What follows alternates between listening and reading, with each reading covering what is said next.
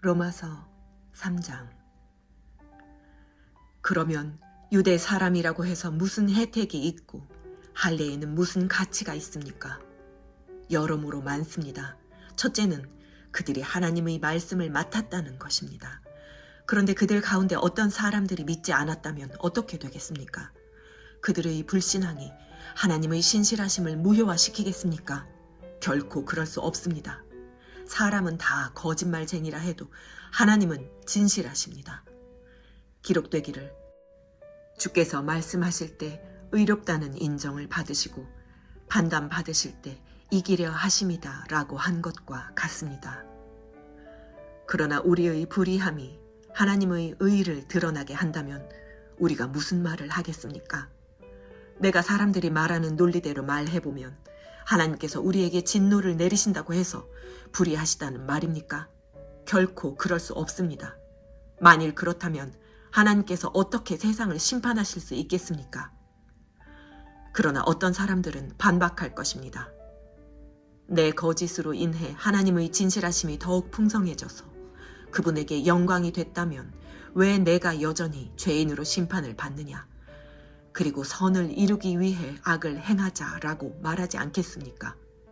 어떤 사람들은 우리가 그렇게 말한다고 비방하니 그런 사람들은 심판을 받아 마땅합니다. 그러면 무슨 말을 해야 하겠습니까? 우리가 더 낫습니까? 결코 그렇지 않습니다. 유대 사람이나 그리스 사람이나 다 죄 아래 있다고 우리가 이미 선언했습니다. 기록되기를 의인은 없으니 하나도 없고 깨닫는 자도 없고 하나님을 찾는 자도 없다. 모두 곁길로 행해 다 쓸모없게 됐다. 선을 행하는 자가 없으니 하나도 없다. 그들의 목구멍은 열려있는 무덤이고 혀로는 거짓말만 일삼으며 그들의 입술에는 독사의 독이 있고 그들의 입에는 저주와 독설이 가득하다.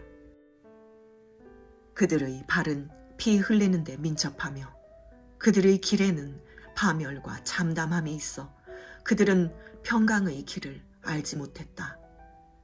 그들의 눈에는 하나님을 두려워함이 없다 라고 한 것과 같습니다. 율법이 말하는 것은 율법 아래 있는 자들에게 말하는 것임을 우리는 압니다. 이는 모든 입을 다물게 하고 온 세상이 하나님의 심판 아래 있게 하려는 것입니다. 그러므로 율법의 행위로는 하나님 앞에서 의롭다는 인정을 받을 육체가 없습니다. 율법으로는 죄를 깨달을 뿐입니다. 그러나 이제는 율법과 별개로 하나님의 의가 나타났습니다. 이것은 율법과 예언자들이 증언한 것입니다. 하나님의 의는 예수 그리스도를 믿는 믿음으로 인해 믿는 모든 사람에게 주어집니다. 거기에는 차별이 없습니다. 모든 사람이 죄를 지었으므로 하나님의 영광에 이르지 못합니다. 그러나 그리스도 예수 안에 있는 구속으로 인해 하나님의 은혜로 값없이 의롭다는 인정을 받습니다. 하나님께서는 이 예수를 속죄 제물로 내어주셨습니다. 의롭게 되는 것은 예수의 피를 믿음으로써 이루어집니다. 이는 하나님께서 오래 참으시는 가운데 과거에 지은 죄를 간과하심으로 그분의 의를 나타내시기 위함입니다.